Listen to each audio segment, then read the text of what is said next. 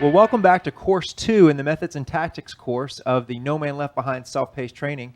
I'm here with Pat Morley, David Delk, and Charles Cooper. I'm Brett Clemmer, and we're excited about this next session, Building Allies and Leaders. Now, in the last session, we talked about the importance of vision, of calling men to a big challenge, to something bigger than themselves. And in this session, we're going to talk about how important it is to get your allies in your church and your leaders on board with that vision as well. Guys, what have you seen that's helped people really connect to the vision of the church and become interested in other guys growing in their faith? Well, without a doubt, Brett, is personal victory. Having a personal victory in my own life inspires me to want to see that victory happen in the lives of other men. That's good, Charles. And I think a kind of maybe an extension of that is when a guy sees a change in a man he cares about. Maybe it's a neighbor, the father of a friend of his child, somebody at work, and he sees God move in that person's life. All of a sudden, he's a lot more interested in what's going on with the men of our church because he's seen it really make a difference for a man. Yeah, that's good. I'm reminded to think about the motivational structure of a man's heart and the three things that all men want: a cause they can give their lives to, a companion they can share it with, and then some kind of a conviction that gives a reasonable explanation for why the first two things are so difficult. And so the idea of a cause, I want my life to count. All men do. I want my life to make a difference. I don't want to be some shooting star that streaks across the sky one night and then disappears. Stephen Jobs said that he wants to leave a dent in the universe. And this is one of the main ways that men are wired, is they really want their lives to count, to make a difference. Let's call it the need to be significant, if you like. And so if we can connect the vision to this innate desire that men have to make a difference, to do something useful with their lives, then we have a real positive chance of capturing them into our vision. Well, that'll be a powerful tool with us as we seek to bring men's discipleship to be one of the core priorities of our churches, is when people really understand that it's pulling them along, it's bringing them into the bigger vision of the church and of the faith, really. Well, let's get to it. Let's get into this next session. We're going to talk about what it takes to build allies, what it takes to build leaders in our churches. Welcome to Session 2 of the Methods and Tactics course in our No Man Left Behind Self-Paced Training. And we're going to continue to build this implementation plan for how the No Man Left Behind model can become a part of kind of the DNA of our church. We already talked about the vision and the idea of coming up with a way of describing all the men of our church and what God is doing and what we pray God will do through the men of our church to have an impact. And so we want to build on that in this session about building allies and leaders. How do we make our ministry with men sustainable over the long term? Well, the only way to do that is to be constantly adding to the number of men who are passionate about seeing men be discipled in our church. It's very interesting when you think about kind of the common perspective on a ministry with men in the church. If before you took a course like this or before you read the book No Man Left Behind, our experience was that many churches would have defined their ministry to men as a circle that represented all of the men's only activities that they did in their church. If you said, "What's your men's ministry?" they would have said, "Okay, well, this is it. It's the breakfasts that we have on a monthly basis, or it's the men who are involved in small groups, or it's the men who went on a mission trip, or the men who took a retreat." And that's kind of the definition. And actually, a lot of men's leaders would have been focused on this, right? How many men came to our breakfast? How many men are signed up for our retreat? How many men are going to the national men's event? How many men are in a small group right now, right? And this would have been kind of the focus. Well, I hope you understand that of all the things you can focus on in your ministry to men, this is probably the least important. It's not that it's completely unimportant, but it's probably the least important, okay? Because one of the things that we've already done is we've demonstrated to you that there is a bigger circle. When we talk about an all-inclusive ministry to men, now we realize, wait a minute, it's really not so important, the things that I'm doing that impact men only, because I've got all of these different ministry efforts that are impacting men through my church. And so really, I ought to be, as a leader, concerned about all the ways that my church is touching men. And listen to this. This inner circle is not a measure of success in ministry to men. The number of men at your men's breakfast, the number of men in your men's ministry, the number of men that are going on a retreat, that's not how you measure success in your ministry to men. The only measure of success in your ministry to men is our church producing mature male disciples? Is our church producing mature male disciples? If you can do that exclusively through all-inclusive activities where children are there or women are there or whatever, and you don't do anything for men only, and yet your church is producing a ton of mature male disciples, you have got a fantastic ministry to men. Okay? You've got a fantastic, because that's the deal. You're trying to produce mature male disciples. You're not trying to get guys to come to a breakfast. You're not trying to get guys to go on a retreat. You're trying to produce disciples. And so we want to focus on this outer circle, but I also want to share with you the importance of focusing on an inner circle of men that we call allies. Allies. When you think about how you interact with guys in your church, let's say you were going to plan an activity or a ministry opportunity. Maybe it was going to be a barbecue. Okay, so you're about to have a barbecue. And you announce that event to them. You say, Thursday night, 4 weeks from now, we're going to have a barbecue. We're going to eat this. Somebody's going to speak. We're going to sing, whatever. What are the questions or the thoughts that are going to go through people's minds, as the men's minds, as they hear you announce that event, in terms of whether or not they're going to come? What are some of the questions that they're going to ask in their head? Who's the speaker? Okay, am I going to like the speaker? Okay, what else? Is there anything conflicting? Do I have room in my calendar? Do I have time for this? Okay, what else? What are we going to eat? Okay, am I going to like the food? Okay, all right. Will I know anybody who's there? Right? And now, what do all those questions have in common? The word I. The word I. When you sell events to your men, okay, and I'm using the word sell loosely here, you understand what I mean. When you promote and talk about events or activities to your men and let it be about the event or the activity, you have lost the battle already, okay? Because your event or activity is not going to be better than the NBA playoffs or the hunting trip or the college football game or the new movie that just got released, or whatever, the video game marathon, whatever, okay? If you're competing at the event or the activity level, you are going to lose. You don't want to play on that playing field because you're just allowing guys to continue to stay in this mindset that it's about me and that I evaluate this on whether I want to do it or not, and whether, all these different questions that are I.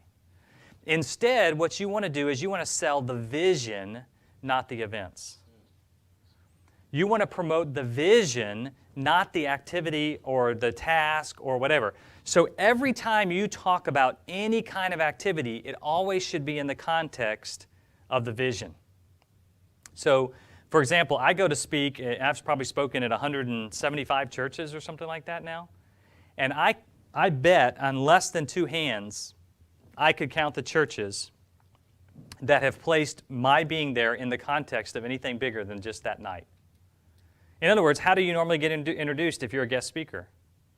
Well, guys, thanks for coming out tonight. We're really happy you're here. And we have David Delkin, and he's from Florida, and we're so happy to have him. David, come on up. Well, why are we here? How does this connect to what we did 3 months ago? How does it connect to what we're doing 2 months from now? Why are you asking me to take this night off and come here? Because this guy's going to be so interesting? I don't think so, right? I want to know that something's happening. So promote the vision. We're here because we want to reach every man in East Orlando for Christ. And, a couple months ago, we had so-and-so, and you remember what he said, and he did this, and now we're building on that tonight. And that's going to lead us to 2 months from now when we're doing our community service projects. And all of a sudden, the guys say, oh, wow, look at this. We're headed somewhere here.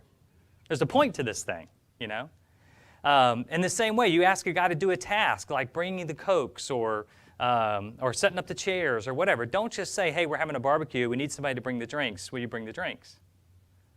Say, look, that the purpose of our men, the purpose of First Men is to try to reach every man in our community for Christ.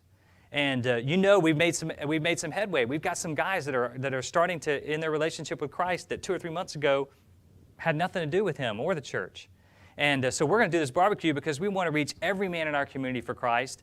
And we need some help. We need somebody to bring the drinks, because if you're going to reach men, you got to give them something to drink while they're there. You can't have them thirsty. So would you bring the drinks to help us reach every man in our community for Christ? Now, that's a little overstated, okay? Just a tiny bit, though. You got to make it really, really, you got to really go overboard with guys so they get it. And listen, obviously, 19 out of 20 times it's going to go in one ear and out the other. I mean, they're just going to bring the drinks. But occasionally, a guy's going to see somebody show up at the barbecue. He's going to be like, I can't believe that Stan is here. You know, he's seen Stan yelling at his kids at the Little League games, and he's like, man, how did Stan, who convinced Stan to come, you know? And then a couple weeks later, he's going to see Stan at the church with his family. They're going to see him join the church. And he's going to be like, man, we really are reaching men in our community for Christ. And I brought the drinks.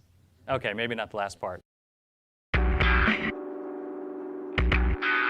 The Apostle Paul, the greatest teacher this world will ever know, particularly as it relates to the content of the Christian faith.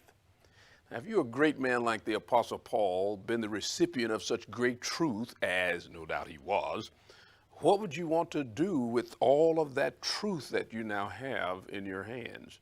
It just makes sense that you would want to communicate that truth to a man that you trust. And that's exactly what the Apostle Paul tells us in 2 Timothy chapter 2, verse 2, that the truth that he taught, witnessed by so many, he now commits to Timothy, his student. And he is trusting Timothy to teach that truth to men in the next generation.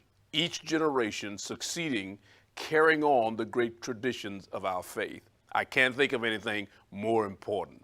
And here at Man in the Mirror, in fact, we emulated in this very material that you're learning. We're communicating the truths that we believe are vital for not only the transformation of a man, but a family, a nation, the world. And so you can see the why we're so passionate about this, that as we have communicated this truth to you, we are hoping that you're going to communicate that same truth to men in your church, and that those men will spread out all over the world and continue to take the vital message of Jesus Christ, the transforming power and the setting free of grace that we have discovered, we hope you have discovered, and that you are now sending to someone else around the world.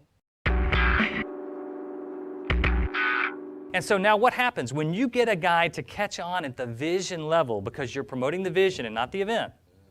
When you get a guy to catch on at the vision level, you've got somebody who's an ally.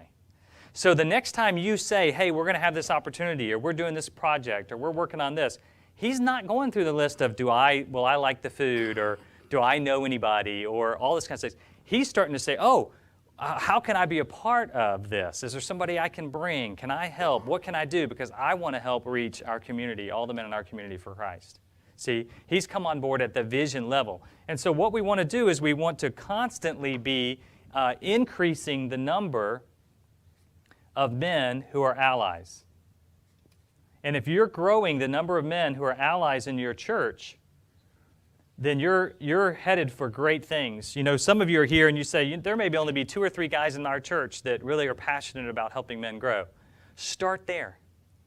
If those 2 or 3 guys will get together with 1 man a month for breakfast or lunch, share your elevator speech, explain why you're passionate about reaching men, if 10% of those guys would catch it by the end of the year, then you're going to double. So instead of 3, you'll have 6. Do it again for another year. Instead of 6, you'll have 12. Do it again for another year, you'll have 24. You get 24 guys in a church passionate about reaching the men in their community for Christ, and God's going to do something amazing. So we want to build allies, because it's out of those allies, by promoting the vision, by getting guys to catch on to that vision that resonates with them at the heart level. Those are the men who become our future leaders, because they're not there just because of the activity or the event. They're there because they believe in what God's going to do through the men of your church. And now I'd like to invite Brett Clemmer, our Vice President of Leadership, to come and talk to us about how to actually build new leaders in our ministry to men. Brett? Thanks, David. Well, Dave did a great job of showing us how to build allies among the men of our church. What I want to talk to you about in the rest of this session is to talk about how do we recruit new leaders. Anybody have enough leaders? Yeah, no hands are up. We all want to find new leaders, and so we're going to talk about how do we find these leaders, how do we bring them onto our teams and get them involved in the church, and where do we find them even in the first place. Before we do that, though, I want to tell you a story. I'm going to tell you two stories, actually. Anybody recognize this guy on the left side of the screen? There standing with his hands in front of him. Al Capone. Al Capone. You remember, you've all heard the stories of Al Capone, a famous, probably maybe the most notorious organized crime figure. And Al Capone ran all kinds of businesses, as they say. And what he really relied on, though, was his accountant. His accountant's name was Easy Eddie. And Easy Eddie kept the books for Al. He actually kept several sets of books for Al. And he was rewarded very well for keeping those books. He had an entire city block that Al gave him in the city of Chicago. He had a big house. He had butlers and maids and drivers and all those things. But Easy Eddie, as he was keeping Al Capone's books and keeping Al out of jail, came to realize that the one thing that he didn't have was he did not have a legacy that he could pass on to his son. And so one day, as he was looking down at his son, he thought, I just can't do this anymore. And so he went to the FBI and he turned state's evidence on Al Capone. And Easy Eddie is the one that testified and put Al Capone into jail. And he knew that this would not be a safe thing to do. And in fact, it was just several weeks later that Easy Eddie's bullet-riddled body was found in a back alley of Chicago. But at least he died knowing that he had, in some small way, brought about a little bit of redemption for his legacy to his son. So that's the story of Easy Eddie. Go forward a few years, there's another man whose name was Butch OHara. And Butch OHara was a fighter pilot in World War II in the Pacific, and he took off with his flight squadron from an aircraft carrier. One day they were going on a mission. He had been idling on the aircraft carrier deck for a little while, and as he got into the air and they were heading towards their target, he realized that they had forgotten to top his fuel tanks off before he left, and he would not have enough fuel to complete the mission. So he radioed a squadron commander. A squadron commander said, "No, go back to the carrier. We're not going to have you crash on this mission." So as he turned around and as he headed back to his aircraft carrier, what did he see but a flight of Japanese Zeros about to stumble on the American fleet? And so he turned his airplane towards those Japanese Zeros and he took them out. He flew in and out of them. He used up all his ammunition. Once he'd used up all his ammunition, he started trying to clip their tails, clip their wings. And finally, he was such a nuisance, he had shot down so many of them that they just turned around and flew off. He landed on the deck of his carrier, his plane all shot up, and didn't really say very much, but he had a camera on his plane. And so the film told the tale of his heroic actions. And you may have recognized the name Butch OHara, because if you go to the airport in Chicago today, it's O'Hare Airport, and there you can actually go. There's a little shrine or museum set up between Terminals 1 and 2, and you can see a replica of the aircraft carrier and of his plane. The interesting thing about the story, though, is that Butch OHara is Easy Eddie's son. And if you were to look at this little 8, 9, 10-year-old boy walking down the street holding the hand of his dad with a nice fedora on and a suit, you would know that he was the son of an organized crime figure. You would never believe that that boy would grow up to be a hero, the first ace in the Pacific in World War II. Because you would have an expectation of him based on what you see. The biggest barrier that we face as we're trying to get men involved in leadership is that we're men. We buy with our eyes. We look at the outward appearance of things, and we make judgment calls based on how a man looks or how a man acts, how a man speaks, how a man sort of interacts with us, and we make judgments of him. And sometimes that can cause us to overlook the fact that you may be looking at a raw talent, at a raw leader, a man who could step up and be a part of your leadership, but you discount him. You think, that guy's not ready. Maybe if we can polish off some of those rough edges, he can be ready. So what I want to talk about here really quickly is how do you recognize a leader in the raw? What are the raw materials of a leader, and then how do we develop that guy? Well, so I'm going to give you 3 characteristics of a raw leader. The first one is that he is inquisitive. He's curious. He questions everything. It's annoying sometimes. He's always asking, well, why? Why are we doing that? Why are we doing it this way? Why can't we do it that way? And sometimes these guys can just be so off-putting that you're just like, man, just leave me alone. You just want to get away from him. He's inquisitive. He's curious. The second thing is that he has initiative. A lot of these guys are surrounded by a cloud of dust. Their mantra is ready, fire. Oh yeah, aim. Right? They're charging ahead. They're going up and they're stepping on toes, and they're the guy that wants to get the project done now. And they don't really care about process a lot of times, but they want to get it done. They take initiative. And then finally, they're involved. They're ambitious. They're always stepping up. Now, the interesting thing about these guys is we've sort of gone on the visible side, but these guys can sort of be quietly like this too. You look around, there's chairs to be put away. There's always this one guy who's always grabbing chairs and putting them away. There's a project that needs to be done, somebody needs to be helped. That guy always shows up. He doesn't really talk that much, but he's just always there. He's got initiative, right? He's a guy who's involved. He's just a little bit more quiet about it. So what do we do when we find those guys? Well, let me tell you, the first thing we need to do with those guys is we need to cultivate them, not correct them. We need to cultivate them, not correct them. Especially younger guys, as you're trying to develop them as leaders, the last thing they need is somebody saying, don't do this, don't do that. Oh, you did that wrong. Oh, you did that wrong. No. Cultivate them. Give them opportunities to take a leadership role. You're going to start with small things, right? But over time, you're going to give them more and more opportunities, but you're going to cultivate them and not correct them. Second thing you're going to do is you're going to inspire them, not criticize them. Inspire them, not criticize them. Man, you did a great job at that. That was fantastic. Hey, you know what would happen if you would take on this responsibility? Man, that would be fantastic. Look at the impact that you could have. Inspire these guys. Now, that last time you did this, you sort of did this wrong and you did that wrong. Now, let me show you how to do it right this next time. We have to inspire these guys, not criticize them. And then finally, encourage them, not chisel them. Encourage them, not chisel them. Tell them what a great job that they've done.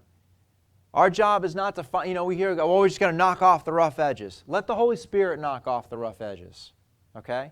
Our job is not to take a hammer and a chisel and knock off the rough edges. Our job is to take a polishing cloth and take this guy and just polish him up a little bit.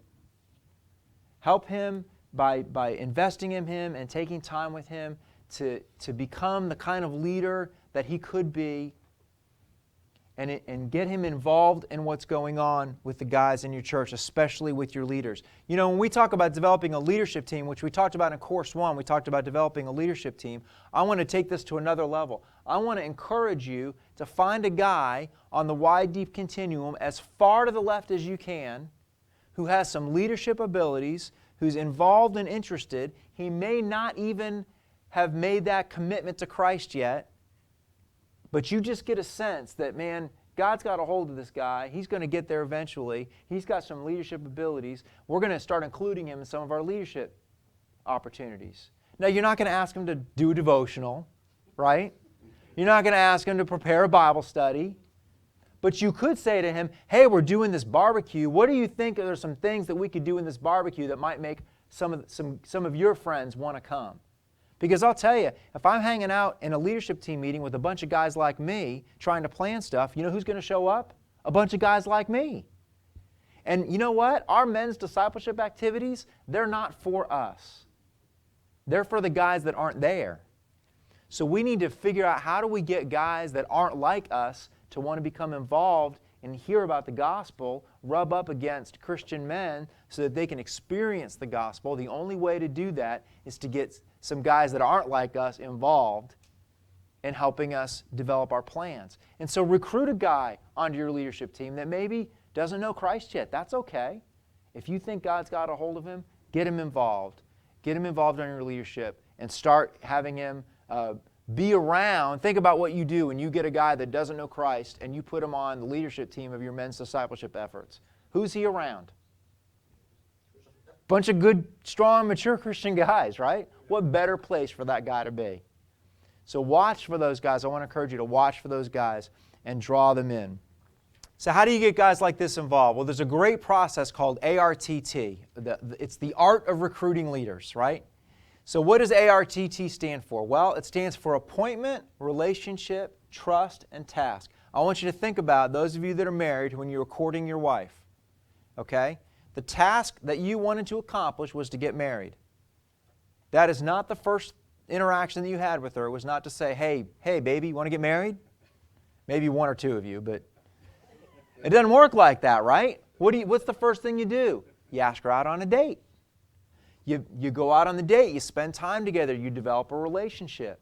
Over the course of spending time together and develop a relationship, you learn to trust each other. And then when the time comes, you get down on one knee and you pop the question. Well, as we're recruiting leaders, it's a similar process. You got a guy out there that you think might be a good part of your leadership team, a good person to participate in your ministry. Make an appointment. Take him to coffee. Spend some time with him. Go to lunch. Maybe spend a few coffees, a few lunches with him. You're going to develop a relationship. Over time, he's going to learn to trust you. You're going to learn to trust him because you got to know each other. You have a basis for your relationship. And then offer him a task. Then maybe offer him, hey, you know what? We got this barbecue event coming up. Would you help us out with? We got a few things that we need to get done. I think you'd be great for that. Would you help us out with that? But you don't just walk up to a new guy and say, hey, we need someone to bring the Cokes. It doesn't work like that. First of all, like David said, he doesn't have the vision yet. He doesn't know you yet. He doesn't see any kind of a larger purpose. We need to take the time with guys, develop that relationship, develop a sense of trust, and then invite them to become involved in escalating levels in the things that we're doing with the men of our church. At the end of Session 2 in your Methods and Tactics workbook, you're going to find some questions for discussion and application. Spend some time talking about these with the members of your team. Then you're going to go on to your planning activity. And in this case, we're going to need you to use 2 documents that you're actually going to bring forward from the Foundations course. The first one of those is your ministry audit. And you're going to use that ministry audit to identify significant other leaders of other ministries, family initiatives, children's initiatives, youth, sports, recreation, whatever it may be, that need to understand your vision for reaching and discipling men in the church and how you want to try to support them. And so we want you to take that ministry audit and label those ministries with the names of these other leaders. Then you're going to take out your leadership audit that you completed in the Foundations course, and you're going to brainstorm about who are some potential leaders that you might want to contact to begin to explain your vision to them and recruit them towards the idea of them catching a hold of that vision and becoming your allies. And so it may be unexpected leaders, not necessarily type A personalities or outgoing, upfront kind of people. It may be more of a quiet person. It may be a younger person, but people who are showing an interest in seeing God work in the lives of men. So take those 2 documents and begin thinking more comprehensively about what leadership looks like in the life of your church.